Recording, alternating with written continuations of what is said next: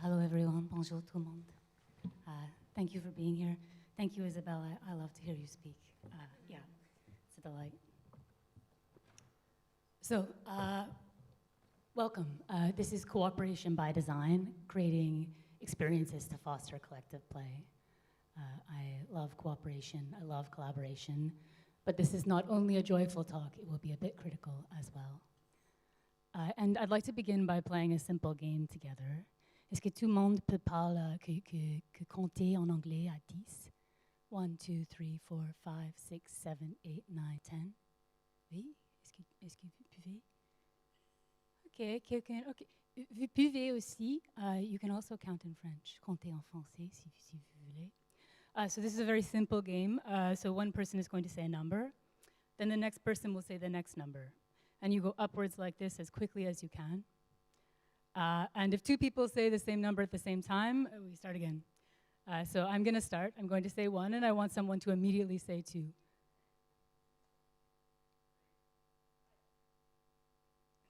Start again, start again. 1. Start again.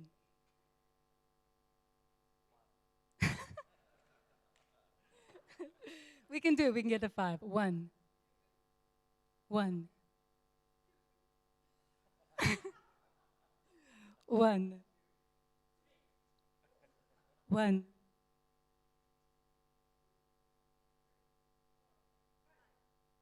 So close. 1.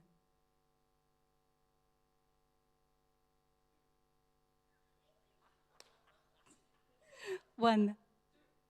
1. 1. 1. 1.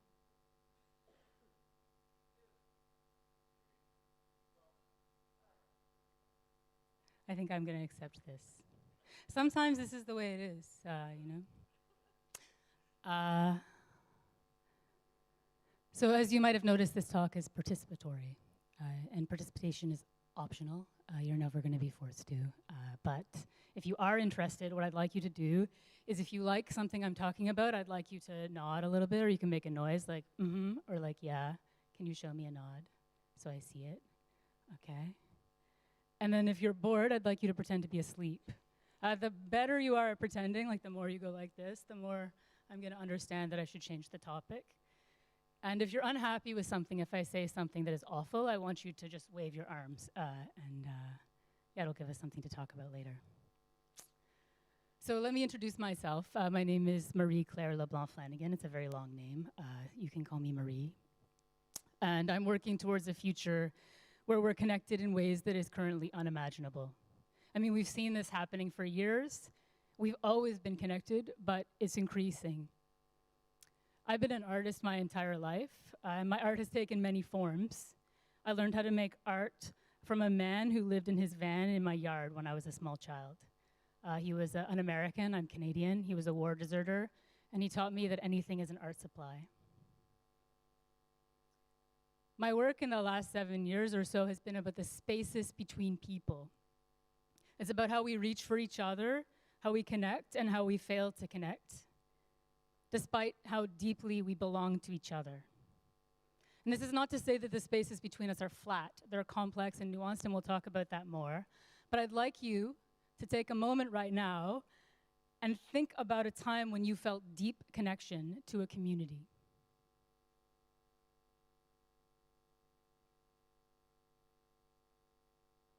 If you found something in your mind, even if it's a small community, I'd like to just see a little bit of a hand. Okay. Yeah. I'm only raising my hand to make you feel good. I'm not part of that group. And if you have never felt that deep community connection that you crave, can I see a hand? I see you. Yeah, I see you. There are spaces between us. Obviously, there are spaces between us, the atoms. There are spaces between us as people. There are spaces between us and animals. There are spaces between us all over. And this is what I'm curious about artistically. For me, this curiosity isn't abstract. It's embodied. It comes from neurodivergence, from having deep structural differences in my brain. It comes from queerness and my weird relation to sexuality and gender my entire life, growing up in a small rural town in Canada and not having any sense of belonging. And it, above all, comes from a lifelong relationship with madness. I've never really belonged. I've always felt different. And it is my deepest heart's desire to feel that kind of connection with a community.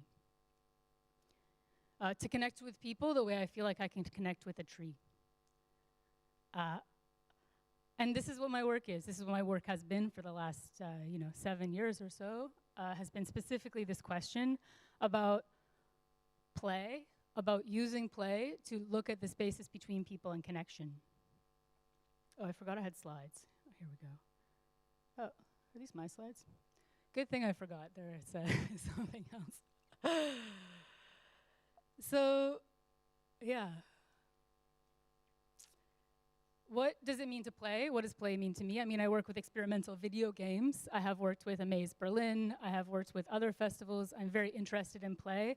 And when I talk about play, I mean it in the widest possible sense of the word. Beautiful, thank you. Slides. I was so caught up in looking at you all and not looking at hi, it's me, spaces, play. Oh yeah, there we are. Yeah, so if you think about play, go wide and then go wider. And I'm going to show you, this is one of the first games I made. I moved to Berlin to learn how to make experimental video games. I didn't know how to code. I didn't even really know how to play games. I didn't know how to use a game controller, and I just started making them. This is Closer, and Closer is about the physical space between two people. And I was curious what a camera could teach us about seeing.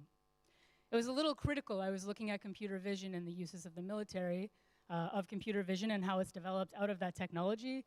But I was also very curious about it. And so the way it works is like you have to play with another person. And as you move closer together, the ball gets smaller. And as you get further apart, the ball gets bigger. And you have to move to navigate space. And it's 100% completely, continuously collaborative. So when you win or lose or when something happens, it's because of both of you. It's never the choice of one or another, like some asymmetrical cooperative games. I think this is oh, is this muted? I just want to make sure it's completely muted. Oh yeah, there we go. I have some very nice music, but I think it would be too much. If the videos don't load, that's fine. These were some amazing students that modeled for me. Yeah, so it's a very simple game. I didn't really know how to code. I figured out how to use Open Frameworks, which is an open source tool, and C++, which was not a great place to start. And it's really about that. It's about the people moving and controlling the play. After that, I made this game called Common, which caused me to have a major burnout. So I've never revisited it again, but there's lots of documentation online. And Common was, I was curious about decentralized communities and decentralized power, about the co-stewarding of resources. Do people know about the tragedy of the commons? No? Okay. It's this idea that people can't steward resources together, that if you give people a field, they'll put their cows out there till there's no grass left. Or if you give people a pond, they'll fish all the fish till there's no fish left. And it's something that economists often talk about, and someone just kind of made it up.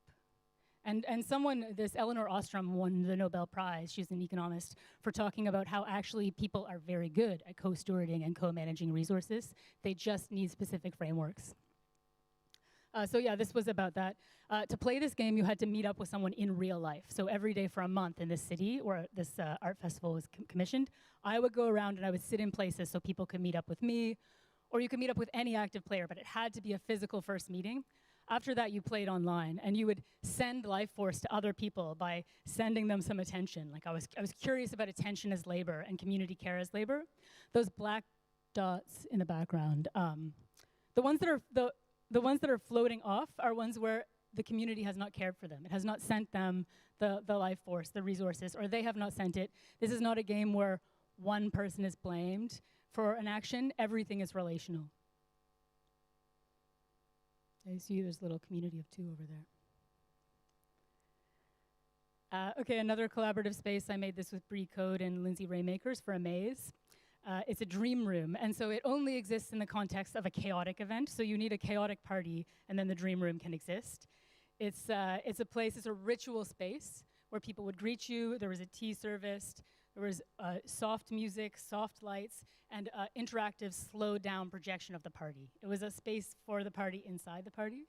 And it was based on an experience, a real experience I had in Kharkiv, Ukraine, a place that quite probably no longer exists because of the murders that are happening there.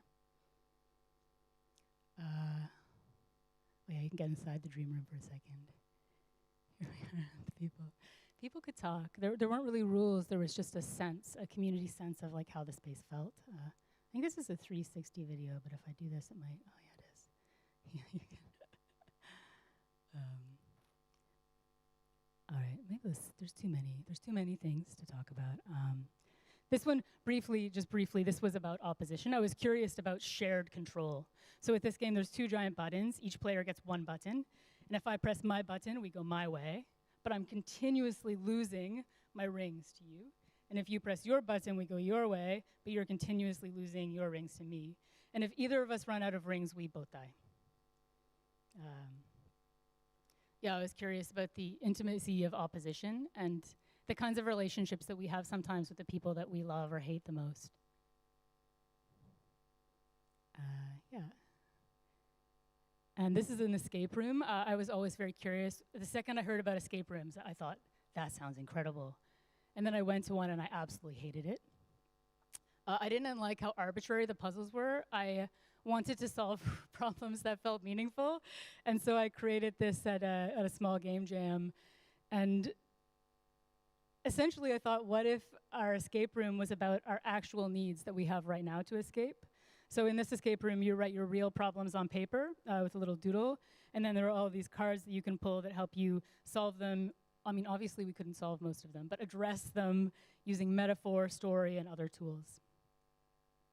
It was less of a cookie cutter approach, like less rigid and meticulously designed, and more like a nebulous cloud of real problems that people have together and face with their friends. Okay, we're gonna go to the bathroom, I guess. This is Arcade Friend, and it's a different kind of collaboration. So essentially you're playing this game with this mysterious green joystick hand. And when you finish the game, the joystick hand pulls you inside the cabinet, and it gives you a note. And then the note says, you're the new arcade friend. And so you're forced to go to the back, into the innards of the arcade cabinet that I gutted with these students at the NYU Game Center. And you have to kneel on the ground, and you realize that the game is actually a human being holding a flashlight, controlling the game, and with a green glove on. And with this, I was curious about these relationships that we have. I mean, I've done work with machine learning, and I guess I'm deeply unhappy with the lie that big tech tells us that machine learning is magic, where it's actually seeded by real people getting paid pennies to enter data, and it's very fallible, and it's very based on information which is not necessarily accurate. And I wanted to do something a bit playful, but serious too. Yep. We'll skip this one. It's bathroom graffiti. Drone day. So does anyone know what a drone is? A sound, not the killing, beautiful photography / killing machines. Can anyone make a drone sound for me? Yeah, it's any kind of extended or repeating tone. So every year in May with people around the world, we have Drone Day, and this is something where we just make these sounds together. As resistance, I guess as resistance to the way that all the rituals and holidays that we have as cultures are stripped away from us and repurposed, and so we wanted to make something for ourselves.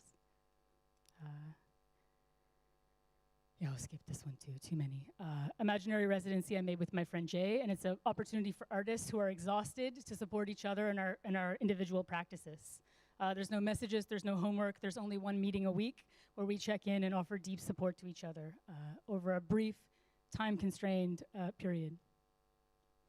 And make collaborations too. Yeah, this, again, more virtual spaces. I made this for a curator friend. And basically, it's just a world that exists during a conference. And each one of these orbs contains questions. And the questions are designed for people to answer asynchronously. So you can explore the answers of other people to these very personal, what are you curious about type questions. Okay, I think that's enough of this. Oh, one more. This is the one I did most recently where I was playing with cameras again. Yeah, I think I'm almost done thinking about the spaces between. I think maybe I'm about to give up, is the point. This was my most recent game about the spaces between people, and I started making things very pretty, which I'd never really done before. And I just started to feel really angry about living in the time of tech giants. And I've given someone a zine. If you don't mind passing it to the next person. I wrote this zine over the last year about living in the time of tech giants. And to pass it to the next person, you might have to get up and walk to another seat, and I would like you to do that. And if you can't walk, you can gesture to me, and I'll come and walk it between you, and that's absolutely okay too. But I'd like you to pass to each other. I love how we sit apart, but I'd like you to come together and just have a moment. There's no copies of the zine, so sorry. Unless you steal it, you can't have it. If you do steal it, I guess it's okay. Yeah, the tech giants have consumed our lives, and for me, as someone who works in tech, in games, I think about this continuously, the way they exert unimaginable control over us through behavioral engineering that forces us to buy and buy and buy, and the way they position themselves in the center of our lives and our money and our relationships and reinforce structural power. Sorry, translators. I promise to not get too excited. And this isn't about nihilism or despair for me. Like I said, I'm interested in play. I'm interested in curiosity. And in this zine, I quote some of them, or I don't actually quote, I point at some of the most interesting thinkers in my mind who are thinking about these things. All right. Yeah, resistance. Cooperation. Yeah, so I work with cooperation, and cooperation is roughly the action or process of working together towards a goal. The same goal. And in this way, cooperative sports, or competitive sports, are cooperative.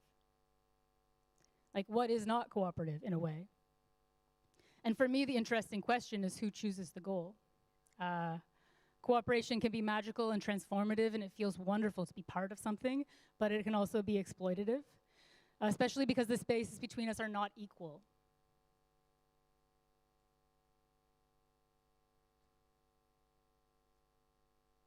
They aren't flat. And in my work, in the work of code and of design, there's a lot of abstracting and flattening of people. I mean, variables themselves, any system of abstraction flattens. And so in this way, a cooperation between someone with a trust fund and someone who is struggling to make rent is not flat. And as Sosa and Abil spoke of yesterday, a cooperation between a white art gallery and a black artist is not flat. And again, this isn't about nihilism or, I don't know how you say this word, self-flagellation, It's about action and, awareness, action, and then giving. Like releasing. Actually, it's not even giving, because giving is you're coming from a place. It's releasing the things that you hold. So yeah, cooperation is about working with someone else to achieve a goal set by someone, and collaboration, on the other hand, is about working with others to achieve shared goals. And to do that, you have to go through all the nuance of the fact that the spaces between us are not integers. It's not 1, 2, 3, 4, 5, 6. It's all these decimals, it's all these interconnected, complex webs and weaves. And flat collaboration is beautiful for art, but it's not, it can't be mistaken for equity. And so I'm going to show a couple cool examples of flat collaboration. So checkboxes. Has anyone played this? It's very old. You just go on this website and you just click a checkbox, or 100 checkboxes, or you unclick a checkbox. If you go there, you'll mostly see genitalia. But it's interesting. I mean, it's interesting to have something where it's just this community-sourced art. Blather is another early internet example, where every word, every phrase someone links is hyperlinked to the other times people have used those words, creating a group poem. Or Our Place is a famous one where everyone over some period of time had control of the color of one pixel, and people drew beautiful things, awful things. I mean, this is probably very relevant to this conversation about moderation. And it doesn't need to use computers. I mean, oh, here's one with music. But things like this are similar. I mean, you don't need a computer. These people are just trying to write words together with a pen and some duct tape. So we're getting close to the end here for me. So when we play together, here I'm going to give you 3 things. I mean, there's a million things that I would think about, but here are 3 things that I think about when I'm designing things for people to play together and thinking about cooperation, collaboration, and play. So the first one is desire. So I think about resonance and attraction, about my desire, what I want, your desire, what you want, and what those things become when we put them together. And we don't, in game design, in my opinion, we don't create things, we only invoke things. So you're working with what is already there. I mean, there might be some magical alchemy, but it's about invoking desire. And with this kind of cooperative play, you have an extreme advantage because I think every person in this world, whether it's detached or direct, has the deepest desire to be seen, to be truly seen, to be touched, and to touch. And this isn't about sex. I mean, sure, sex, sure, but it's these other kinds of touch. And with the desire, I'll give a caution, which each of these I'll give a caution. And my caution with this is that when you make a collaborative or a cooperative experience, it's inherently unpredictable and unsafe. And so you set up structure, you set up rules, a code of conduct, you set up design in a way to encourage certain kinds of behavior and discourage kinds of behavior, but still always, if your gameplay involves human beings, people will do unpredictable things. They'll reinforce things that are bad, they'll hurt each other. They'll also do wonderful and magical emergent things, but yeah, working with desire is risky business. Time, so I'm always thinking about time, about interstitial spaces, about waiting places. This idea that real growth happens outside of the place we intend it to. And in games, like a lot of the most interesting parts are emergent behavior. We design these things, and then we play test them, and we see what comes out of it. What is interesting, what is there. And my warning for this is that it can fall very flat. You can design something and have big dreams, and no one comes, or no one comes and does what you want, or people just stare awkwardly at each other. I'm looking for that zine. Okay, I see, yeah. Like the zine could get buried along the way here. All right. Co-creation, this is the third. So for me, creating cooperative experiences is a lot about awakening these spaces between us. Not wandering past each other like spatial inconveniences, which is what we often do. When we're in the street, you see someone, you just, wow, there's a thing in my way that's moving. Yeah, of weaving ourselves together, of weaving that desire that we talked about, of weaving our needs together, and making the space, as I mentioned, for emergent play. Allowing for like a sandbox, allowing for different kinds of creation, and enough structure so that people know where to go. Yeah. How are we for time? We're good. I'm tired. I get tired of talking. I don't really like talking. I love talking to you because then maybe you'll talk to me afterwards. But how are we doing for time? Okay. We're good, right? Yeah. Okay. You can also ask questions. And We're very close. I'll just mention quickly, and maybe we'll just talk about it in the workshop. But I also like to think a lot about ritual, and this is something that our grandparents knew about, and maybe you know about. Our great grandparents knew about, but about how important it is to create something that moves, and not in a hero's journey type way where it's like, but more in like a soft cyclical movement. And so the way I think about this is, oh no, all these are here. Okay, preparation, invitation, arrival, open portal, and then rising, core, rising, close portal, exit, emergence, and beyond. We'll see a big picture in a second. So this can look like this, and anyone can make a ritual. We could make a ritual right now if we wanted. But working in this way of preparation, what comes before, invitation, how do you pull someone in, arrival, what happens when they come, when you came into this space, for example, The opening of the portal. So that's where it really begins, the stepping through of the threshold. And then what happens inside is this, hopefully, is this rising, core rising, like on and on and on and on until it's time to go. Then you have to close the portal. And then there's exit and emergence, where someone is hopefully somewhat transformed. Something has been pulled from them. And then there's the beyond, which is often forgotten, which is what we carry with us after a game. And so you can think about it as ritual, you can think about it as experience. And this is the way I think about it. You're not supposed to read that. But yeah, this is how I think about it when I'm dreaming of how to make games for people and the spaces between us and how we play. But as I mentioned, I feel like I learned some things about the spaces between us in cooperative play, but maybe I'm done. I think we need, as I mentioned before, we're moving towards a future where we're going to be connected in ways that we can't even imagine right now. I truly think we can't imagine the ways that we are becoming disconnected and the ways that we're going to become more connected. We've already become disconnected in terms of our noses. We use our noses to get so much information about each other, to smell like someone's arousal, and by arousal I mean anger, I mean fear, I mean sexual energy, I mean all these things. We use our noses for this, and already we use so much perfume and shampoo, and we can't smell. We can't smell each other anymore.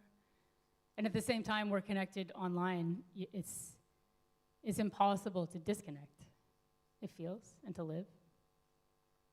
So yeah, I'm working towards this future, and so I feel like this is one of the most pressing questions. You know, as we work together to address like the climate crisis and like the reckoning with deep racism that has existed all over the world, and the reckoning with deep sexism, deep transphobia. And again, this isn't about being upset or nihilism, it's about moving forward and thinking and listening. But yeah, I think the spaces between us are the most pressing question. And I think play not in a necessarily a video game way, but play in a way, the way that you played when you were small is one amazing way that we could get there. Yeah. And I think I'll end there. Yeah, I was like, maybe I'll put a question mark at the end. You can tell me. Here, I'll invite anyone up on stage who wants to tell me about it. And thank you so much for having me. You can stay in touch. This is where I'm very occasionally active online. But if you send me a message, I will respond. It might take a couple weeks. Yeah. Any questions? Oh, yeah. No, are there dogs here? If there are dogs, please don't clap. You can do this. I don't know if there are dogs, but you can do this. Yeah, if you'd like to clap. This is our clap. Yeah. Yeah.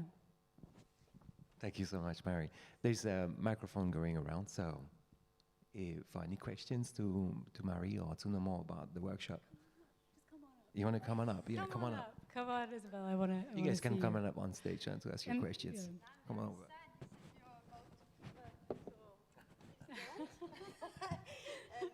Yeah, help me end it strong. Why to give up? I think there are other people who have things to say, like you. Yeah, why? I don't know. Honestly, I don't. Maybe I'm just tired. No, I guess I'm thinking like, my next project that I'm working on is about masking. It's about I'm exploring avatars and the people that neurodivergent people create in order to exist in this world, and the way that ourselves, it's based on my mother, it's based on my relationship with my mother, and the way that we create ourselves and that we become the sum of these things. And so maybe I'm like, okay, I looked at the spaces between people, it was very confusing. Now I'm gonna look at the confusing space inside myself. Easy. Please go on. Yes, I would support that as well. Just one note on this, maybe on despair, or maybe on, I feel a bit of despair. And I have a lot of despair too, and I think when we engage in curating, or when we are representing some forms of power, we precisely see our roles as carrying voices, certain voices and not others, right? There's a reason for you to be here today. And so it begs the question for what's the impact, right? What are the consequences of this? Is it making a mark? Is it changing people's perspectives or not? And I feel that right now with the pace, Arnaud talked about the speed, it gets every day harder because there's so much thrown on us that we need to react to. New technologies, Web3, Metaverse, and this. We don't need any of that, right? This is not solving any of our deepest problems, right? We have to deal with it, but there is solution to problems we don't really have, right?